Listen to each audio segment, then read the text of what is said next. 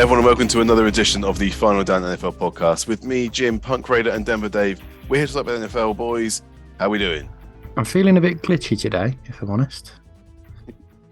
Inside joke, from what I'm seeing on my screen, you might as well be Max Headroom. Old reference for anyone that gets technical issues for Denver Dave today. Yeah, as usual. We're going to get through it. As it's a podcast, David, don't have to worry too much about your mug being on the video. So we are carrying on our series of the 2023 Autopsy. We did the AFC West last week. This week, we've moved across the country to the AFC East. So our job is to cover the four teams. Just a quick, summary of what happened. Best game, worst game. And then I'll let you guys kind of fill in the rest. We're putting on a 5-minute timer as before, so we don't waffle for too much. And we're going to start. And we're going to start with the top down, same as with AFC West. So we start with the Buffalo Bills. And another year, and a team expected to by many to make and win the Super Bowl, it all comes crashing down in the playoffs. This time they can't complain to the league to get the rules changed. They got embarrassed at home by the Bengals instead. It came after a great regular season of results, though an early loss to big free agent signing Von Miller was noticed in the divisional round. Best game, I'm giving that to the Week 6 win in Arrowhead, putting over 440 yards on the Chiefs and winning with a late touchdown drive to take the lead and picking Mahomes to ice the game. Worst game, got to be that 27-10 point home loss in the divisional game. They got absolutely rolled by the Bengals. So, boys, talk to me about the Buffalo Bills. Did they meet your expectations? No, not at all. Close. Hey. I had the Bills winning the Super Bowl. You did? I did. So they were my team going into the season. And to be fair, for the majority of the season, they looked like they were doing well enough to win it. I mean, we had the constant argument that they have no run game other than Allen and really needed to sort that out, which they never really did. No. So I think that's certainly something they need to be looking at going into the off-season. And the other thing to point out is they had quite a few injuries in that secondary and in that defense. It didn't seem to affect them too much until they got to the playoffs. But obviously, Damar Hamlin, that incident happened as well. So they had a bit of a weird end of season, really. And then, like you said, the Bengals just absolutely ran all over them. So I think the Bills will see it as a missed opportunity more than a good season. For any other team, I think you would say they've had a good season. But the expectations on this team at the start were, not Super Bowl or bust, but you certainly would have seen them go to the AFC Championship game. So I think they're probably going to be a little bit disappointed. I think the thing that was a big surprise for me with the Bills was the on-off switch, which seemed to be pushed on a fairly regular basis. We mentioned it with an airing regularity throughout the season.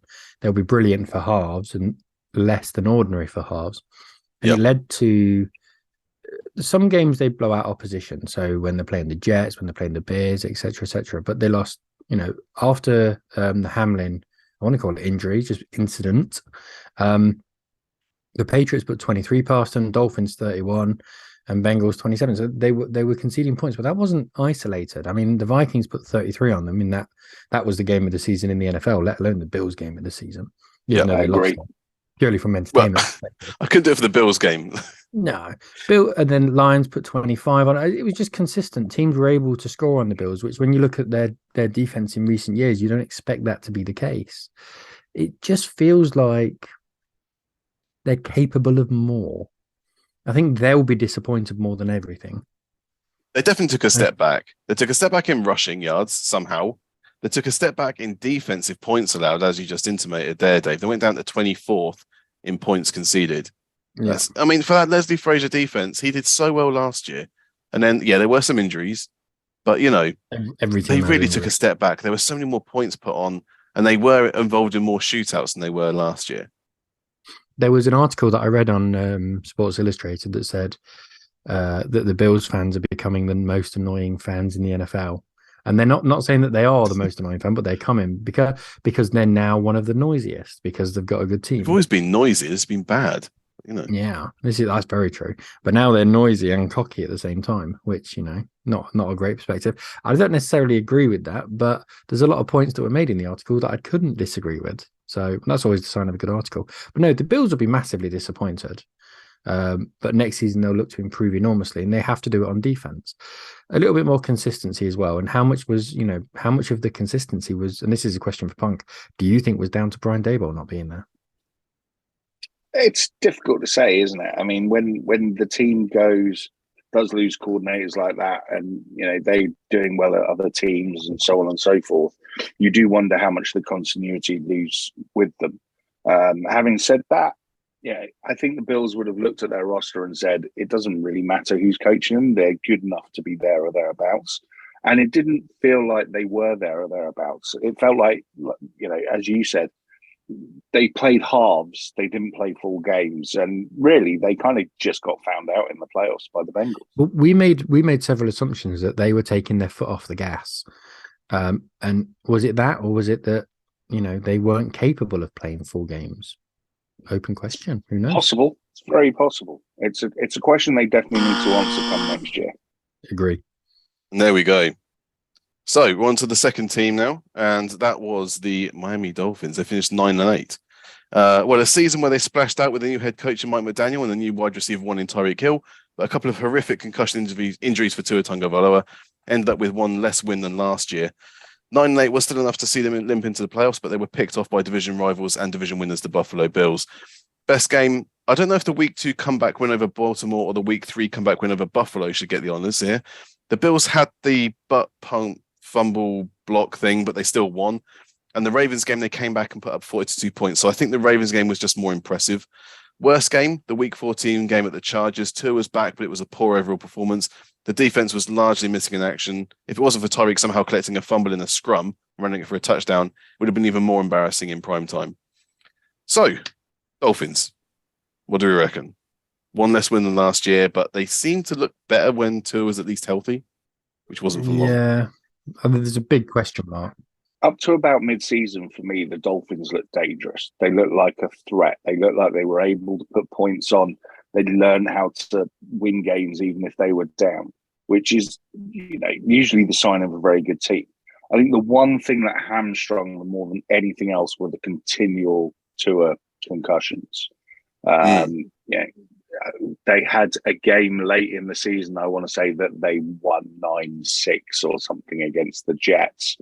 That was the week 18, 11-6, yeah. Oh, it was just horrible. It was an absolutely dreadful game.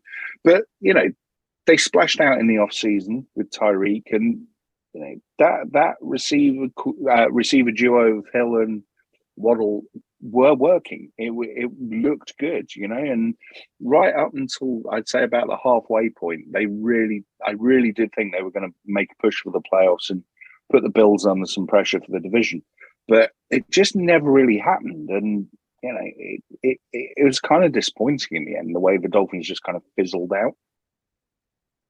Well, they won 5 in a row, then lost 5 in a row. And it came with injuries to the quarterback.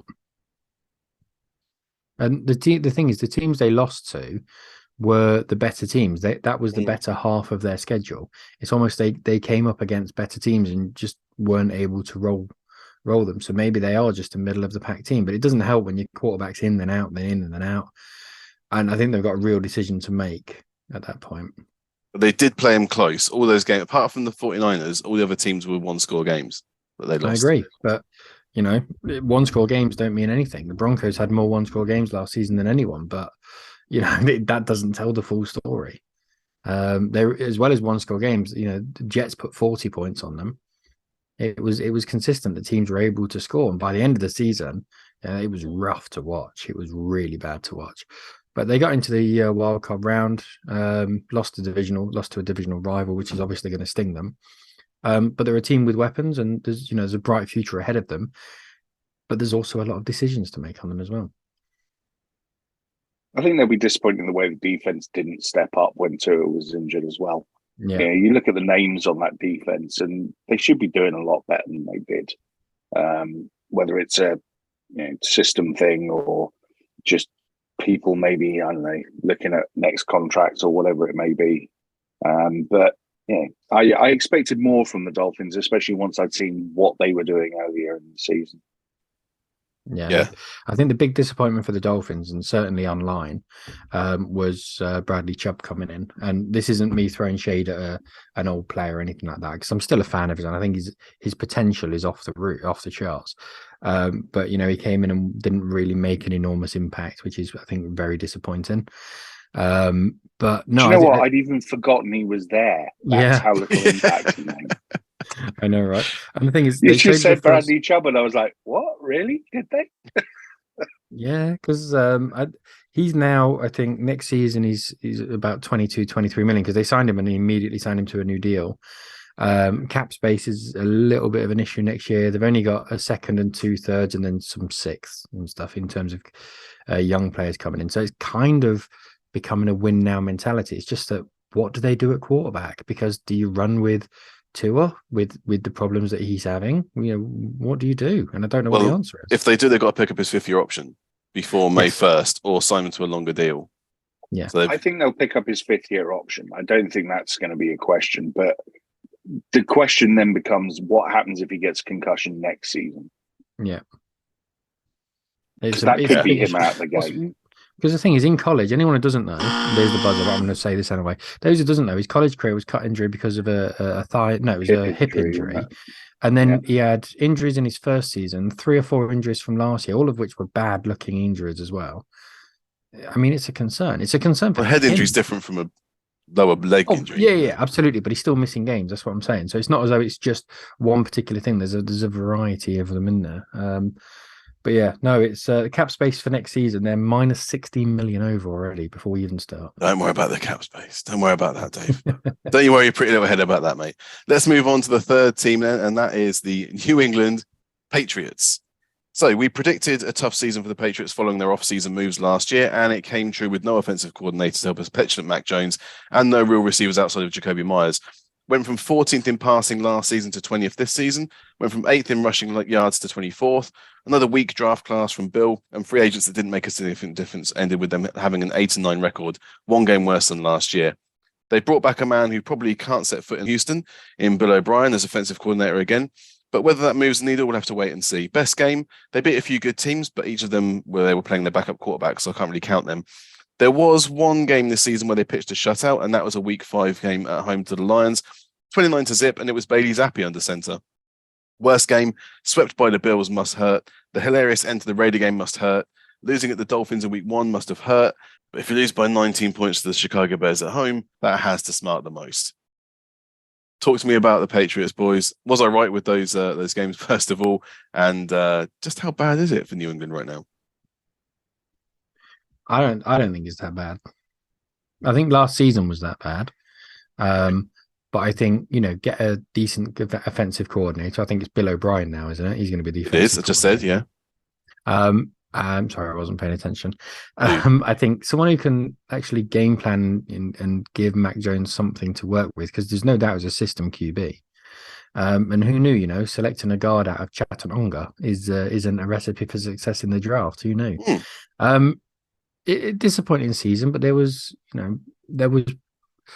some light at the end of the tunnel. I think there's some talent coming through with the like the running game of Harrison Stevenson, and defense still look pretty good as well. But ultimately, Patriots aren't a threat to anyone right now, and I don't see anything immediately that's going to change that. No one expects the Patriots to do anything in the draft because they never do.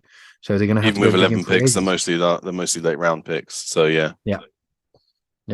Unless they pull out another one at 199, who knows? They could have 11,000 draft picks. They wouldn't hit. Yeah. They just don't. Yeah, I agree. For me, the Patriots are one of those meh teams at the minute. They're just, you don't care about them because they're not getting anywhere near the playoffs, and you don't care about them because they're not so monumentally crap that you're interested to see how many they get beaten by this week. They're just a bit meh. They are pretty good on defense. They've got a bit of a running game. The quarterback's ego seems to have gotten a bit out of control. A la Zach Wilson-esque, we might be talking about in a minute. But or Daniel Jones. Well, either or. But it's what are the Patriots? What is Belichick trying to do? I honestly don't know what the Patriots are. I don't understand what they're trying to build. They've never had wide receivers as such since Randy Moss. Let's be honest.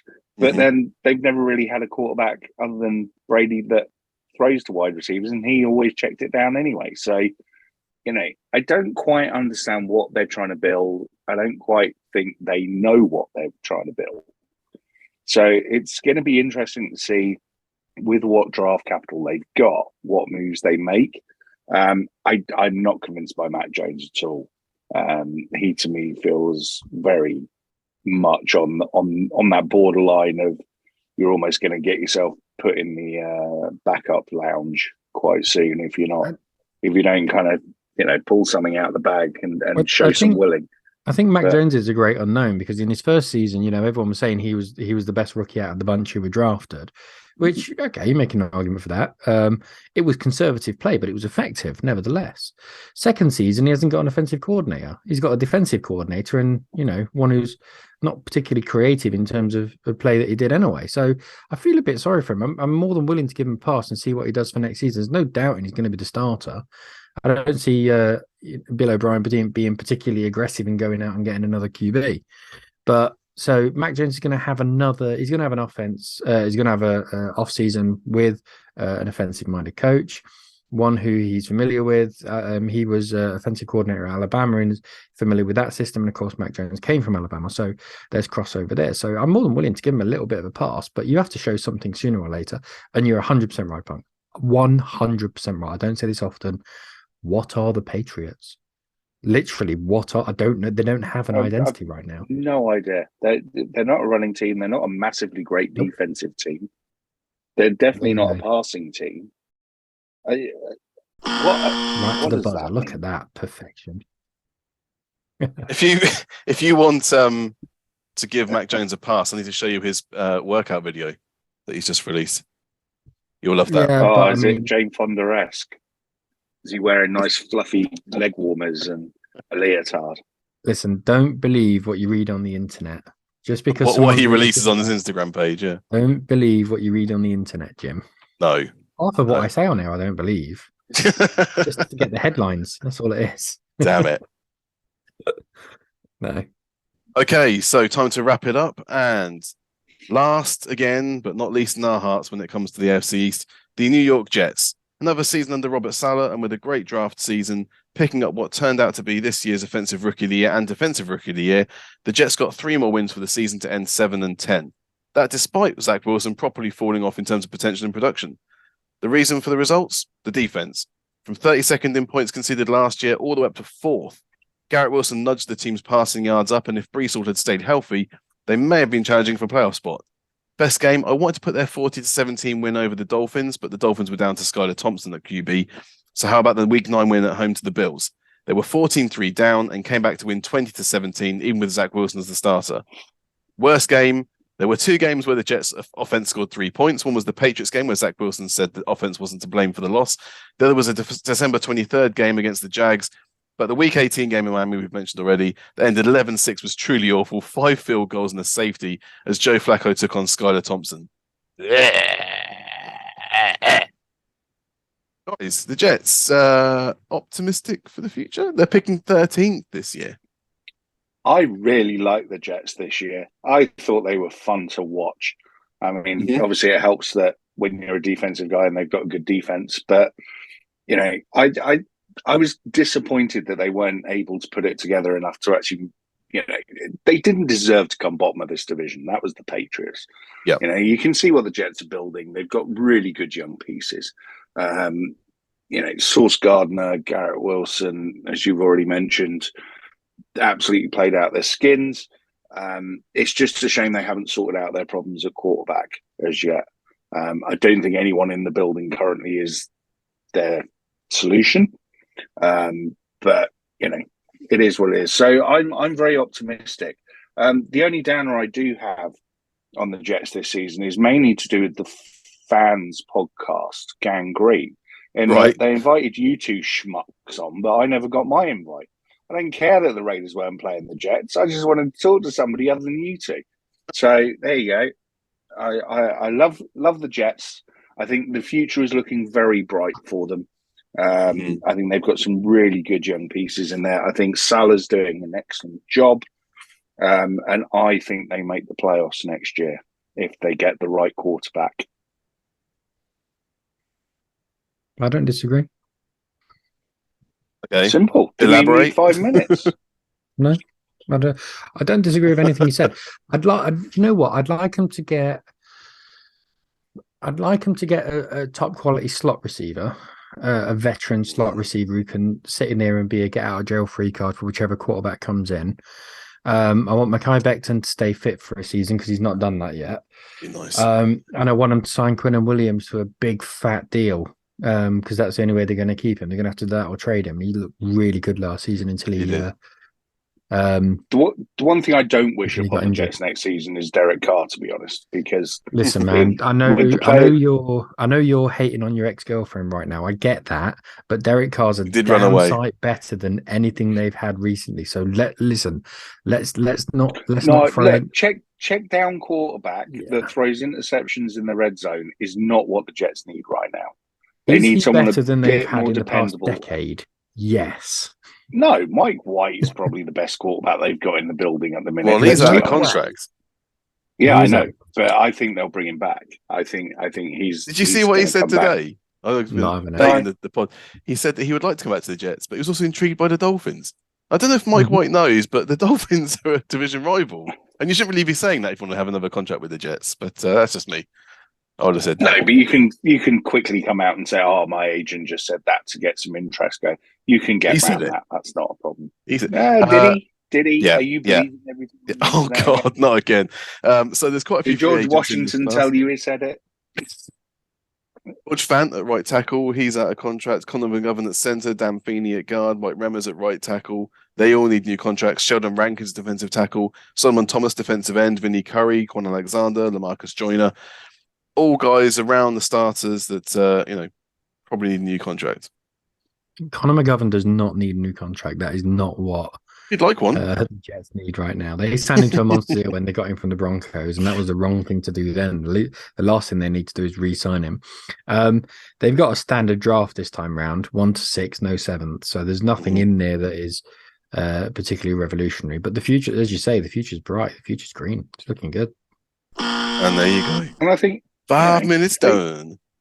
If they sign a few of those players, I'm going over. I don't care. I like the Jets. Oh, Jesus. If they rules sign are there to be broken, Jim. Exactly. If they sign a few of those players back, the really important ones like Williams, then there is every chance that they're gonna do something better next year. So, I think the Jets, very much like a certain team in the NFC that is usually a bargain basement team, they're all going to be very bright. They're going to look good next year. Okay. The cap is a little bit of an issue for them. There's going to have to be some restructuring. There's always wheeling and dealing to be done. Yeah. So, but their highest paid player currently, I think, is CJ Mosley, and he's getting close to 20 million. So there's no reason to keep him. They can cut him and save quite a bit of money. So I don't think that's too much of an issue. They'd have to cut him after, I think it's after June the 1st, though, because prior to that, his deal will cause them to have 1 or 2 issues. So as long as, whichever quarterback they get, they can bring in after that point when the top 53 is still under the cap limit, I think they'll be fine. But yeah, no, I think there's, as you say, there's a lot of room for positivity with the Jets. It feels weird having 2 New York teams that are positive at the moment. It feels weird. It does, doesn't it? It does. The Giants are trying to ruin it. Well, Dan Jones is trying to ruin that on his own. So we'll get to the NFC soon enough, guys. What's up with you? Yeah. Next week, it'll either be the AFC North or the AFC South. I don't know which one yet. We'll have to flip a coin and decide. Then, of course, move on to the NFC and do the divisions there. It helps build up our coverage up to the draft because we're going all the way into the end of April. And also, we're going to get a lot more stuff on the Patreon. So you're getting this stuff for free, and, that's all fine. But there is some other exclusive stuff over on the Patreon, some early access stuff. So if you want to see everything that we're doing, go to patreon.com/finaldown or thefinaldown.com to get all of the stuff when it eventually hits there. And of course, you can always hit us up on Twitter at FinalDownNFL, at Punk_Raider, at DenverDave30, and at FStalwart17. He's dropped off the face of the earth, hasn't he? What's he been up to? He'll be back very soon. He'll be covering lots of divisions with us. Don't worry about that. Glory boy, that's what he is. I thought we were going to have a fatal four-way. But... Yeah, we will soon enough. Don't worry. Yeah. Anything else we've missed before we go? No, I don't think so. Okay, guys. So until next week, I've been Jim. That's been Never Dave. That's been Punk Radar. Thank you very much for listening.